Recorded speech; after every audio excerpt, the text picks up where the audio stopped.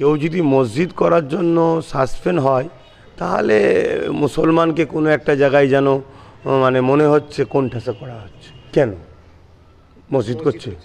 তাহলে তো আমাদের রাজ্যের সিএম মন্দির করছে, এটা ধর্মীয় ভাবাবেগ নয়? ফিরহাদ হাকিমকে মুসলমান একটা মুসলমানকে দিয়ে করছে, এটা ভাবছেন নাকি? এরম ভাবছেন? ফিরহাদ হাকিম তো বলেছিল বৌদ্ধ ধর্মে শান্তি আছে, ইসলাম ধর্মে অশান্তি আছে। ও তো বৌদ্ধ ধর্মের লোক। বাবর সে এই দেশকে শাসন করেছে না শোষণ করেছে, ইতিহাসের পাতা তো বলছে বাবর দেশকে সাজিয়ে। টিএমসি তো নিজের দলটাই বিজেপির, আর সবচেয়ে বড় সেই বিজেপির এজেন্ট হচ্ছে পশ্চিমবাংলায় মমতা, যে পশ্চিমবাংলায় বিজেপিকে এনেছে।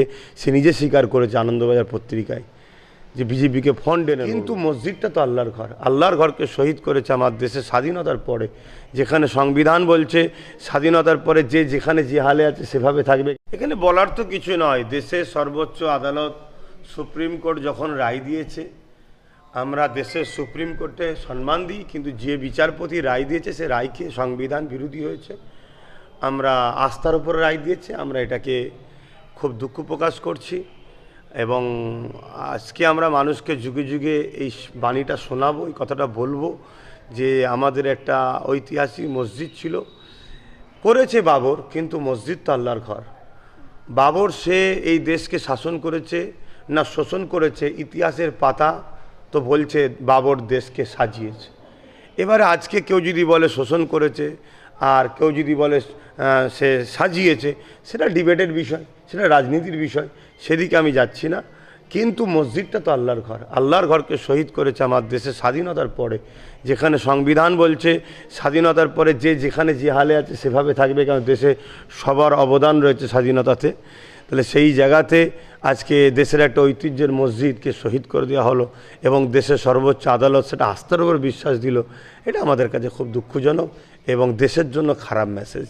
এত বছর পরে আমরা দেখতে পাচ্ছি বেলডাঙ্গাতে আজকে বাবরি মসজিদের নির্মাণ করছে হুমায়ুন কবির, তৃণমূলেরই বিধায়ক। তাকে তার জন্য মসজিদ করার জন্য তাকে সাসপেন্ডও করা হয়েছে। কি বলবেন? যে এই বিষয়টা আমি উনি করছে ঠিক করছে কি ভুল করছে এই নিয়ে অনেকে আমায় জিজ্ঞেস করেছে, আমি বলেছি বিষয়ে পরে বলবো। তবে এতটুকু বলতে পারি, কেউ যদি মসজিদ করার জন্য সাসপেন্ড হয় আর তার কারণ যদি এটাই দেখানো হয় যে মসজিদ করছে তাই সাসপেন্ড করছি, তাহলে মুসলমানকে কোনো একটা জায়গায় যেন মানে মনে হচ্ছে কোণঠাসা করা হচ্ছে এবং তাকে মুসলমানকে তাদের অধিকার থেকে তাদের কোনো রায় বা অধিকারকে দেওয়া হচ্ছে না, এটা মনে করি। আমরা দেখলাম ফিরহাদ হাকিমকে দিয়ে সাসপেন্ড করানো হলো, এই প্রথম দেখা গেল যে কোনো ফিরহাদ হাকিম কাউকে সাসপেন্ড করছে, তাও মুসলিমদের। কীভাবে দেখছেন এই বিষয়টা? না, সে তার দলে কাকে দিয়ে করবে সেটা তাদের ব্যাপার। তো তবে এই বিষয়টা দিয়ে আপনি কি বুঝাতে চাইছেন? ফিরহাদ হাকিমকে মুসলমান একটা মুসলমানকে দিয়ে করছে, এটা ভাবছেন নাকি? এরম ভাবছেন? ফিরহাদ হাকিম তো বলেছিল বৌদ্ধ ধর্মে শান্তি আছে, ইসলাম ধর্মে অশান্তি আছে। ও তো বৌদ্ধ ধর্মের লোক, ইসলামের নয় তো। ফিরহাদ হাকিম বলছে যে ধর্মীয় ভাবাবেগ নিয়ে খেলতে চাইছে হুমায়ুন কবির। কেন মসজিদ করছে? তাহলে তো আমাদের রাজ্যের সিএম মন্দির করছে, এটা ধর্মীয় ভাবাবেগ নয়? আপনার ভাই নওশাদ সিদ্দিকীকে কদিন আগে ফিরহাদ হাকিম বলেছে যে কতদিন আর বিজেপি চামচাগিরি করবে। টিএমসি তো নিজের দলটাই বিজেপির, আর সবচেয়ে বড় সেই বিজেপির এজেন্ট হচ্ছে পশ্চিমবাংলায় মমতা, যে পশ্চিমবাংলায় বিজেপিকে এনেছে। সে নিজে স্বীকার করেছে আনন্দবাজার পত্রিকায় যে বিজেপিকে ফন্ড এনে লড়বো। তার মানে বিজেপি ফন্ডে থাকলে বাকি যারা বিজেপিকে অপছন্দ করে তাদের ভোটটা ফ্রিতে পাবো। তো সবচেয়ে বড় পশ্চিমবাংলায় বিজেপির এজেন্ট কে? মমতা। ফিরহাদ হাকিমের দলের যে মেন মাথা সুপ্রিমো, সে তো নিজে।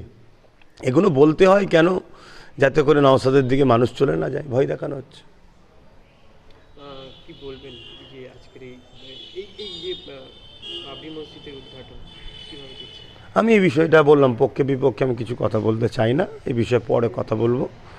কেন, এটা খুব সেন্সিটিভ বিষয়, তো এটা নিয়ে অনেক ভাবা চিন্তা করে কথা বলা দরকার।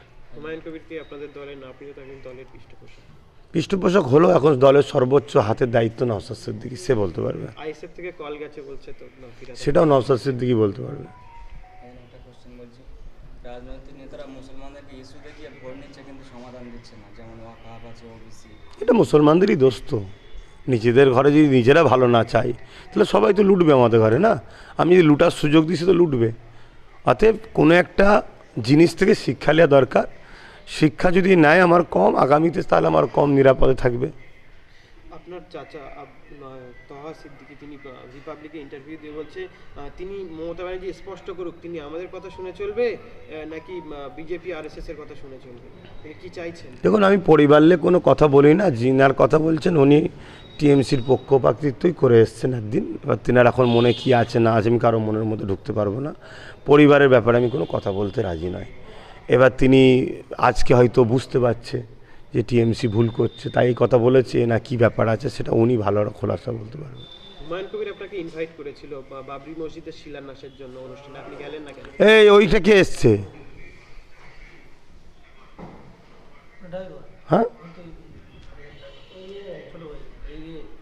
ও যাক, আমি এতে ভাই আমার অনেক দেরি হয়ে যাচ্ছে। যাক, আমার একটু বেরোতে হবে প্রোগ্রামে। আপনারা ভালো থাকেন।